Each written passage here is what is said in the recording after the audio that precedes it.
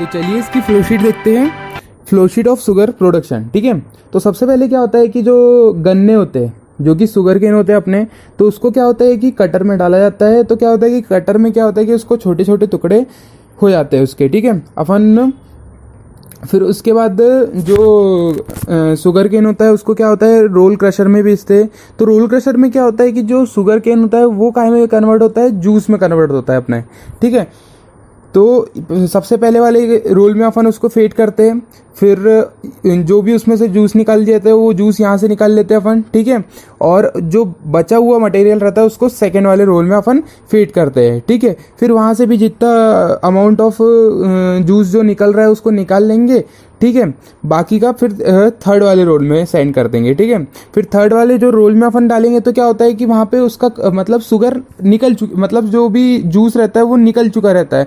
But क्या होता है कि अब उसमें थोड़ा सा अपन वाटर डालते हैं। वाटर का क्या होता है कि वाटर जो शुगर जो रहता है वो वाटर में सॉल्युबल रहता है। ठीक है, तो सॉल्युबल रहता है तो उसको क्या होता है कि वो शुगर को निकालता है वहाँ से। ठीक है, तो इसलिए अपन वाटर डालते हैं उसमें। तो फिर क्या होता है कि थर्ड वाले से एंड फोर्थ वाले से फिर वही चीज़। ठीक है, जो कि अपन H2O डाल के अपन उसका जूस निकाल रहे हैं। ठीक है, जो थर्ड और फोर्थ से जो जूस निकलता है उसको क्या होता है कि अपन फर्स्ट और सेकंड रोल में सेंड करते हैं, क्योंकि उसका कंसंट्रेशन बहुत कम होता है।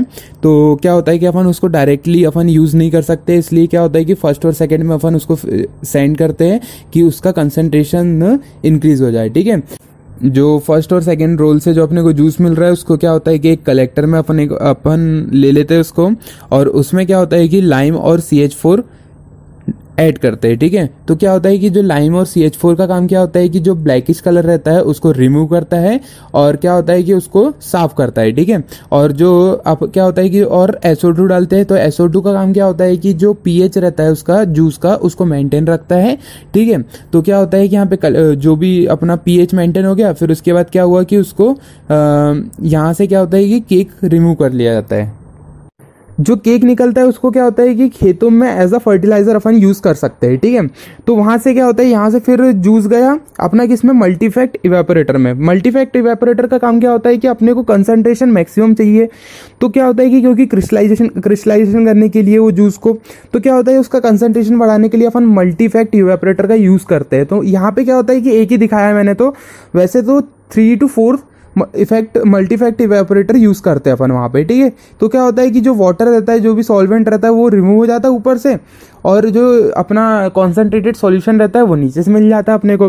फिर उसके बाद क्या होता है कि वैक्यूम पेन क्रिस्टलाइजर में उसको अपन सेंड करते हैं। तो क्या होता है उसका काम क्या होता है कि जो कंसेंट्रेटेड सॉल्यूशन है उसको अपन क्रिस्टल फॉर्म में उसको कन्वर्ट करना। ठीक है, अब मेरे को एक चीज़ बताओ कि जो अपन यदि वैक्यूम पेन क्रिस्टलाइजर में अपन ने उसको सेंड किए कॉन्सेंट्रेटेड सॉल्यूशन को, तो वो क्या पूरा ही कन्वर्ट हो जाएगा? ऐसा तो होगा नहीं, क्योंकि कुछ परसेंट होगा, कुछ परसेंट नहीं होगा। तो जो भी परसेंट होगा उसको क्या होता है कि शुगर क्रिस्टल्स अपन उसको रिमूव कर लेंगे।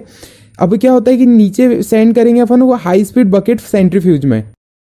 यहाँ पे क्या होता है, जो सेंट्रीफ्यूगल फोर्स से सॉलिड सेपरेट आउट होता है। ठीक है, फिर उसके बाद क्या हुआ कि सॉलिड तो अपना जो भी है शुगर है वो सेपरेट आउट हो गया, बचा वाला मदर लिकर को क्या होता है कि अपन बियर फैक्ट्री या वाइन फैक्ट्री में अपन ने यूज कर लिए उसको।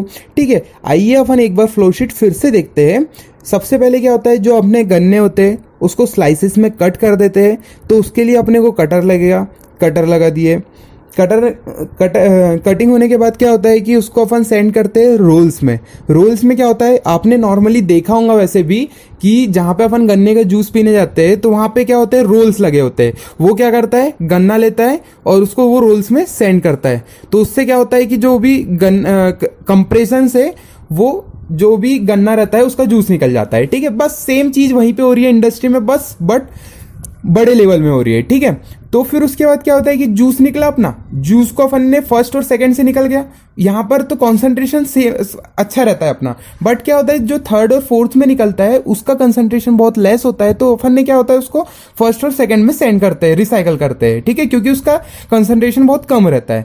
फिर फर्स्ट और सेकंड से जो भी अपना जूस निकलता है उसको अपन एक कलेक्टर में ले लिए, कलेक्टर में क्या होता है कि कलेक्टर में अपन ने CHPO4 डाल दिए, लाइम डाल दिए, उससे क्या होता है ब्लैकिश कलर रिमूव हो गया। फिर अपन ने SO2 डाले, SO2 से क्या हुआ pH मेंटेन हो गया। एक प्रकार से लाइम भी pH मेंटेन करता है। फिर उसके बाद अपन ने उसको निकाले, मल्टीपल इफेक्ट इवेपोरेटर में डाल दिए। क्यों डाले? क्योंकि अपने को कंसंट्रेशन उसकी इंक्रीज करनी है, ठीक है। अब कंसंट्रेशन इंक्रीज कर लिया अपन ने मल्टीपल इफेक्ट इवेपोरेटर में। फिर उसके बाद अपन ने उसको सेंड कर दिया क्रिस्टलाइजर में। क्रिस्टलाइजर में क्यों किए? क्योंकि अपने को क्रिस्टल्स फॉर्म करने हैं। क्रिस्टल्स फॉर्म करने के बाद क्या हुआ, क्रिस्टल्स फॉर्म हो गए। अब ये तो नहीं होगा कि 100% कन्वर्सन हो जाएगा, 100% कन्वर्सन नहीं होगा उसका। तो क्या हुआ, जो शुगर क्रिस्टल जितने भी बने उसको सेपरेट आउट कर लिए with the help of the centrifugal force in the centrifuge, okay. और जो मदर लिकर रहता है उसको निकाल लिए। तो इससे रिलेटेड कुछ गेट क्वेश्चन पूछे गए हैं। तो सबसे पहला क्वेश्चन देखते हैं अपन, ये first question, one of the steps during refining of cane sugar consist of addition of hydrated lime to the sugar syrup followed by carbonation of the resultant solution. The purpose of this step is to A option adjust the pH of the syrup, B option remove the coloring matter from the syrup, C option reduce the viscosity of the syrup, fourth is improve the rate of crystallization of sugar. तो इसका जो correct answer है वो है adjust the pH of the syrup, ठीक है। और तो अपन यहाँ पे सेकंड क्वेश्चन देखते हैं, which one of the following process sequence is used in the sugar industry. तो इसका पहला ऑप्शन है CA2HPO4, फिर उसके बाद लाइम ट्रीटमेंट, फिर उसके बाद crystallization and crushing. B option जो है CA2HPO4 lime treatment, multiple stage evaporation, crystallization. फिर थर्ड है crushing, crystallization, CA2HPO4 and lime treatment. फिर उसके बाद डी ऑप्शन जो आता है वो मल्टीपल इफेक्ट इवेपोरेटर, फिर उसके बाद क्रिस्टलाइजेशन, फिर CA2HPO4 लाइम ट्रीटमेंट, ठीक है। तो जो इसका सही आंसर है वो बी है, क्योंकि अपन ने फ्लोशीट में भी देखा था कि CA2HPO4 फिर और लाइम ट्रीटमेंट सबसे पहले किया जाता है, फिर मल्टी स्टेज इवेपोरेशन होता है, फिर उसके बाद क्रिस्टलाइजेशन होता है, ठीक है। जो अपना थर्ड क्वेश्चन है वो जो है multiple effect evaporator are commonly used in the manufacturing of. तो इसका जो ऑप्शंस है, पहला शुगर, दूसरा होता है यूरिया, तीसरा होता है ammonia and fourth one is none of this, ठीक है। तो इसका जो आंसर है वो शुगर इंडस्ट्री में अपन ने यूज़ किया था कि मल्टीपल इफेक्ट इवेपोरेटर, क्योंकि उसका कंसंट्रेशन अपने को लो से हाई करना था। Hello guys, thank you so much for watching this video, and if you found this video helpful, please give it a big thumbs up and share it with your friends. Thank you.